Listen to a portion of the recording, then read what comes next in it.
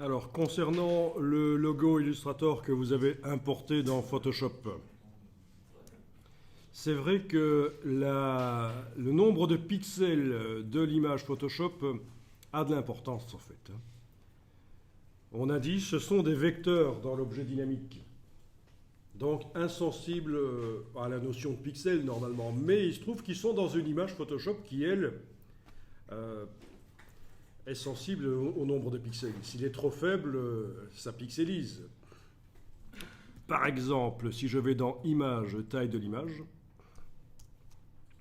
que je demande de rééchantillonner, c'est-à-dire de modifier le nombre de pixels qui composent l'image, et je fais passer ça à 36, au lieu de... C'était 300 pixels par pouce qu'il était indiqué. OK. Eh bien, évidemment, ça pixelise. On voit clairement les pixels.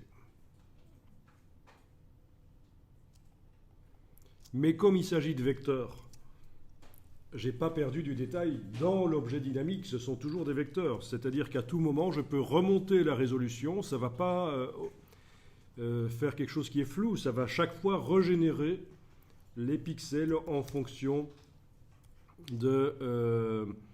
du contenu de l'objet dynamique. Bon, alors si je suis dans Image, taille de l'image et que je passe de 36 à 150, on a l'impression que le résultat va être pourri.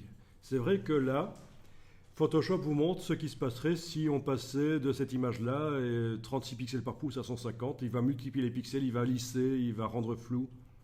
Mais en réalité, ce n'est pas ça qui va se passer. Dès que je clique sur OK, vous voyez que j'ai augmenté la netteté. Ça, c'est la magie de l'objet dynamique qui contient des vecteurs.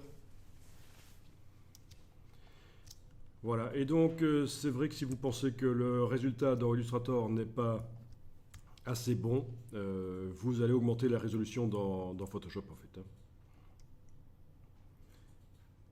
Pour cette image-là, si vous pensez qu'il y a un petit problème au niveau du logo, que c'est pas assez bon, vous augmentez la résolution dans Photoshop et ça va devenir meilleur. Parce que c'est vrai que ce sont des vecteurs, mais ils sont vus à travers des pixels.